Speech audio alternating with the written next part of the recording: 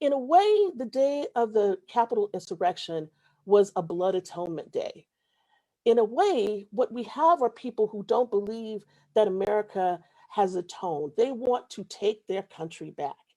And the way that they want to take their country back is through violence, is through prayer and imprecatory prayer to a God that they believe wants them to rule and doesn't want others to prosper.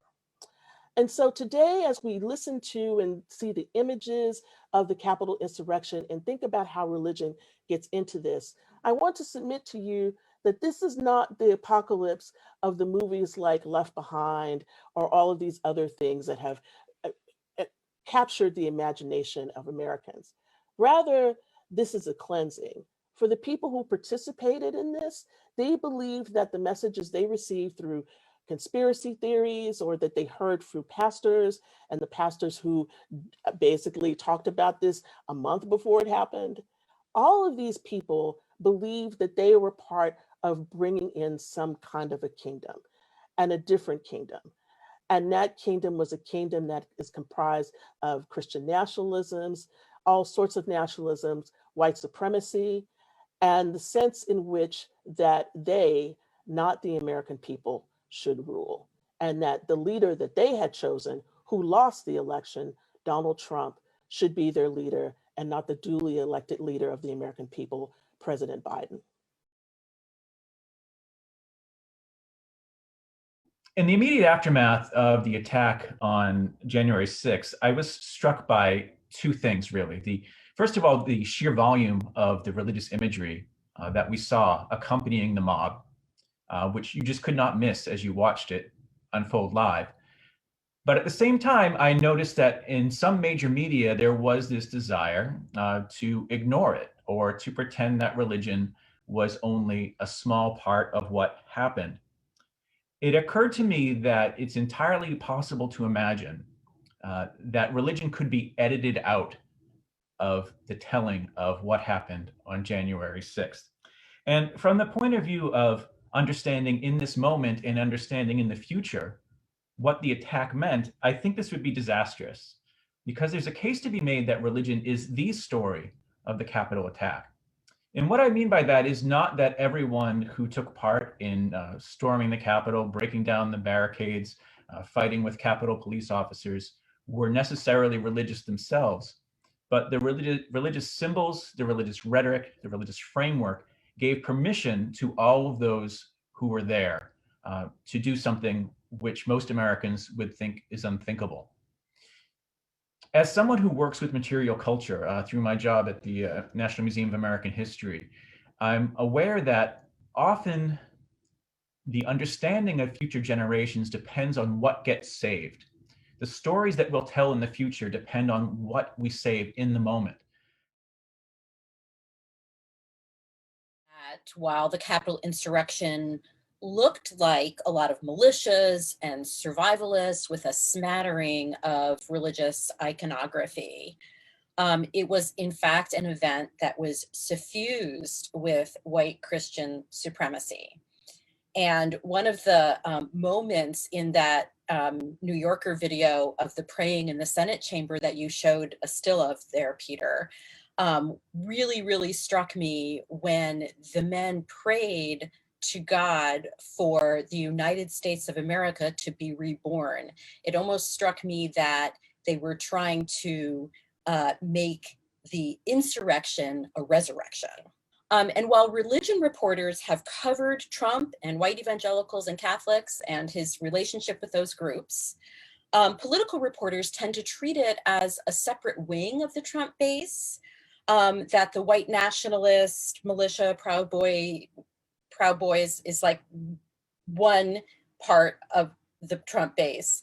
And the religious right part of the Trump base is they report on it as a transactional relationship that's somehow separate from the extremist right part of his base. And that misapprehends how these two bases work together in support of Trumpism and misapprehends the relationship between Trump and the religious right, which is not transactional, it is deeply ideological. When we look at those that were at the Capitol, And as we survey Americans all across the US, what becomes clear is that what we saw in action there at the Capitol is anything but fringe. So the beliefs that the US is God's chosen nation, that God wants Americans or certain Americans to take their country back, and that the federal government should represent this slice of the American population, those beliefs are widespread. And those storming the Capitol went home to communities and likely worked and worshiped alongside millions of their fellow Americans, and in many ways weren't that different in their beliefs and values. And so, as we demonstrate in our work, over 50% of Americans embrace Christian nationalism to some extent, with around 20% strongly embracing it.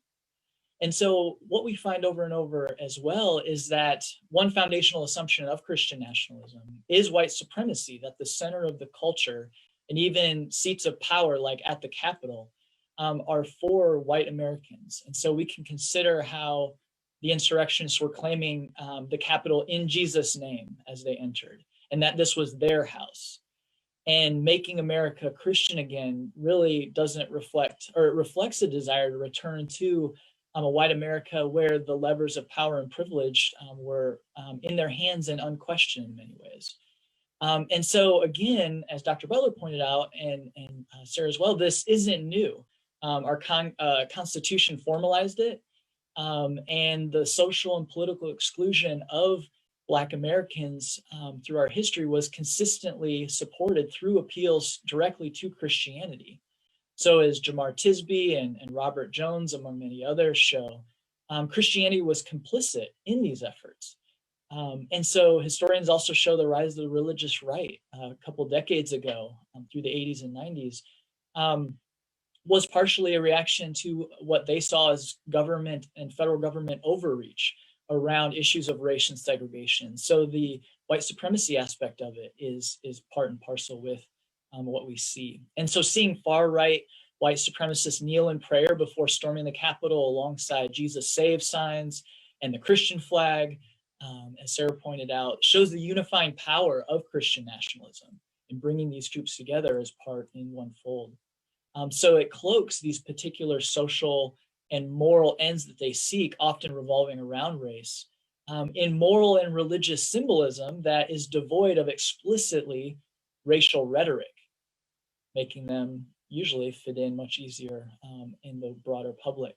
Now, another important aspect of the Capitol riot is how the insurrectionists actively embraced conspiracy theories about the election, devoid of any supporting proof at all. So our data show that Americans who embrace Christian nationalism are much more likely to endorse conspiratorial thinking. And we have colleagues that have gathered data recently where they find that Christian nationalists are much more likely to embrace QAnon specifically. And so we can see this overlap as well. So Christian nationalism weaves together a number of important threads that we saw at the insurrection at the Capitol. White Christian nationalism especially is so heavily connected to justifications and support for violence being necessary, violence being a good thing and a part of American civic life. One of the leading predictors that you are an ambassador of Christian nationalism is that you believe that God's people should fight wars for good, that you should serve in the military to be a moral person, that gun control is a bad thing, that the death penalty is a good thing, that police violence against African Americans is justified because any means necessary to control a deviant population would be justified, that the government needs to crack down on troublemakers, that we need more severe penalties for troublemakers. And not just the justification for authoritative or authoritarian violence to control problem populations or control groups that you feel like have gotten out of hand, but also a paranoia of groups that want to physically do them harm. We document that nearly half of this group we call ambassadors of Christian nationalism believe atheists want to physically do them harm, and well over half of ambassadors believe Muslims want to do them harm. And so you can imagine a group of people who are embracing this ideology, who feel like people are physically trying to get at them and they need to respond with force. And so one of these elements that we saw on display at the Capitol was justification for violence, Christian religious justification for it. But we also see within Christian nationalism, in our surveys and research we've been documenting, is an anti-democratic impulse, a desire to really not submit to democracy as you and I think of, voting and fair elections. Even though there has been a lot of rhetoric about fair elections among this group, we find in our surveys that is actually not what they favor. So we ran a survey just after the election. We asked Americans to affirm how much they affirm statements like, if everybody who legally can vote should vote, that would be a good thing. Or voter fraud is a huge problem. Voter suppression is a huge problem. We make it too easy to vote in this country. And we found that Americans, white Americans especially, who are higher on Christian nationalism, were less likely to believe that everybody who could legally vote should do so. They were less likely to think that voter suppression, they completely rejected the idea of voter suppression, but they were strongly of the opinion that voter fraud is a huge problem. And they were also strongly of the opinion that we make it too easy to vote in this country already. They were also, we document, in favor of tests. So like civic literacy tests, they would say they would pass a law if they could, saying that they would restrict voting to people who could pass a basic civics test, or they would disenfranchise people who had committed certain crimes. So all of this points to an ideology that says, only a certain group of people should vote, should be able to participate in our democracy because it's for those who are like us, the worthy. But I want to go back to the 19th century and just talk a little bit about the first rise of the KKK, because that was obviously a moment, and part of what our history is about the Justice Department is that came to knock that out. And, if you look at Kelly Baker's great book on the KKK, and I can put that up in my Twitter feed for you all to see, she talks about this religious element of the Ku Klux Klan and all of this. And so there are these moments that happen, but I don't want us to think about moments as being big moments. They are little moments that have happened all over this country of lynching and church burnings and all of these things that have been a constant drumbeat and thread throughout American religious history and American history. And I think we do ourselves a disfavor to think about large events when there are these micro events that happen in communities all over the country that have gone on since the beginning, that have been the kinds of pushback against, what people saw as Black people having more power or being upset with the government, all of these different kinds of things. You could look at almost every state and see something like this. And what we see today, not just in the Capitol siege, but if we think about places like Portland and in other places, or in Michigan, where they decided that they were going to try to, kidnap Gretchen Whitmer, all of these things, all of them are part of a piece and parcel of this country. And this sort of idea that through guns and violence, that you can be how do I want to say this, an avatar for God. You can do God's work in the country and change the things that you don't like because your God wants them to be changed. And notice I said your God and not the God. Yeah, let me say a little bit about this. I mean, I think what's interesting is that, obviously he picked all these Black cities, but you have to pair that with also the Antifa Black Lives Matter lie of who was, protesting at the Capitol, that this was basically like a big op between, Black Lives Matter protesters having, first truncated the vote in all of these predominantly Black cities. And then they were the real ones who were, had paid people to go and attack the Capitol and all this stuff. I mean, I think that we can look at this historically and say, this has been the beginning since, Black men had the vote in the 19th century, is that you have the violence against voting, you have the kinds of things that happen, the poll taxes and everything else. This has been a progress, a thing that has gone on in America for all of this time. So that's one thing. The second thing I think that's really important is to see the complicity of white Christianity in the midst of this. It's about morality and how that morality is being used as a shield to keep people from really realizing what the project is. The project is a racist project. It is a project that says white Jesus is for white people and the rest of you can get on board and like white Jesus, but it's not about you having any power in America. The power lies with white patriarchal men. and that's how you get it. And so what Trump did was just to tap into that id and say all of these things that they were not dog whistles, they were bullhorns that rallied these people alongside of him. And so when he keeps saying that 70 million people voted for me, what he's saying is 70 million people who are either white or want white people in power.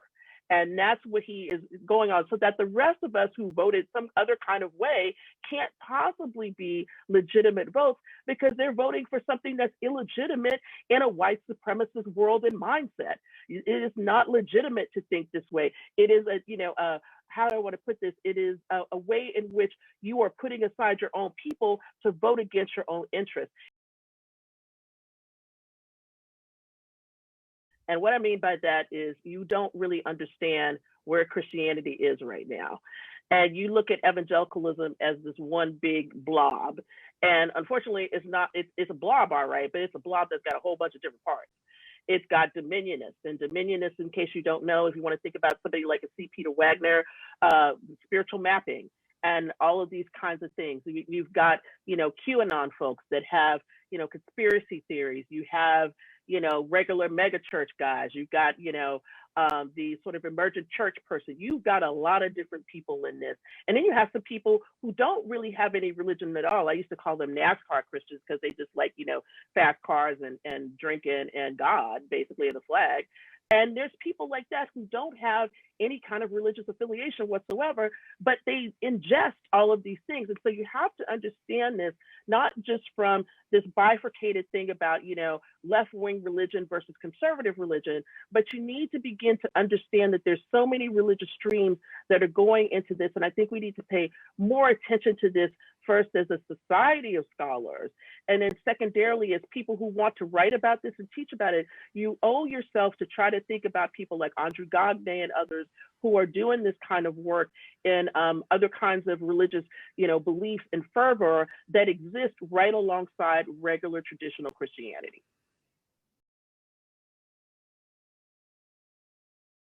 While there's a new administration in power, this isn't going away, and it's not going anywhere. Christian nationalism ultimately is about power and responds to power. And so politically, to defend democracy itself in some ways, we have to be aware of what this is, what it means, and how to define it, how to explain it. But then two, to mobilize to ensure that those that are marginalized have a say and are not shut out of that process, because I think at the end of the day, that's what is kind of the end goal and end game that we've seen again for decades and really centuries. So I think at least keeping it at the forefront, it sounds kind of trite because we're worried about it now that the Capitol happened, but in a couple of years, it's still going to be a part of the culture. This cultural framework isn't going to just disappear or die out. And I would say don't. I mean, I think we all have to, and this is something that's going around on social media right now, is resist the voices that try to marginalize what happened at the Capitol as if it was some kind of freak fringe thing that was just really unfortunate, and let's just move on, without really digging into all of the ideological kind of roots of that, and how that really is just kind of an extreme instantiation of all of these pervasive ideas and views and movements. And so remember that it is more mainstream than people are going to acknowledge. And so we need to keep having these conversations about it and address it head on. This isn't going to stop. I think that we should be prepare ourselves for a time that people are going to be radicalized. I believe that there will be more violence. None of this is going away. It has just put on pause and underground because people are getting arrested. But there are other people who are actively organizing today as we speak. And I think that, the last 4 years in which the Justice Department sort of poo-pooed white supremacist, violence and theologies and ignored that because that was in the service of Donald Trump's presidency, I think that we now have an issue that these people are not going to quit. And I think that in terms of our teaching, our scholarship, the ways in which we write about this for the public, we need to be aware that there are people who will be constantly rechanging and reframing their strategies and not just the strategies, but the beliefs. I mean, there's a lot of people who were disappointed to see that Donald Trump really didn't get into office, all of this. But there's always a way in which you move your religious belief or you move your conspiracy theory into a place of belief for you so that you are able to continue. It's very rare that people just leave it behind and say, I was wrong. What they do is they make scapegoats for it. They figure out what to do. They move on to something else that gives them that same rush, that same feeling that, you know, I know the next thing is going to turn out right. And so you should think about this as not some kind of end, but another kind of trajectory and another way in which we're going to have to deal with these people over and over and over again.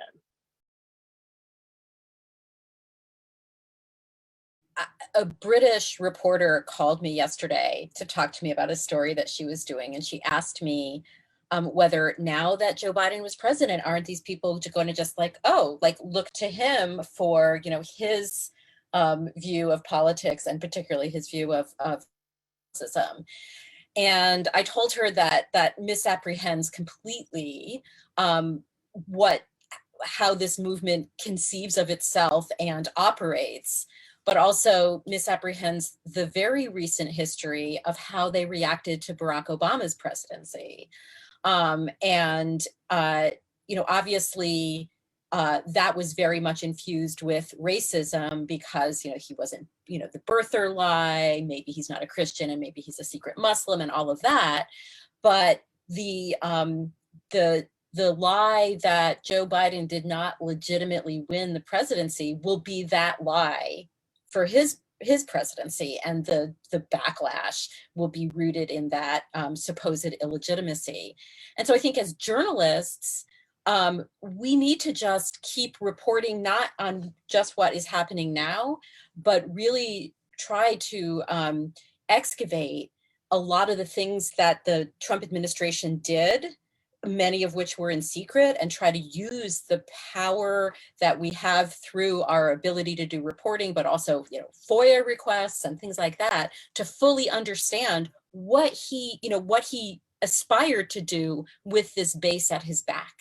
And to understand that we are basically living in a political climate right now where one of the two major political parties is a fascist party. And we really have to grapple with that reality.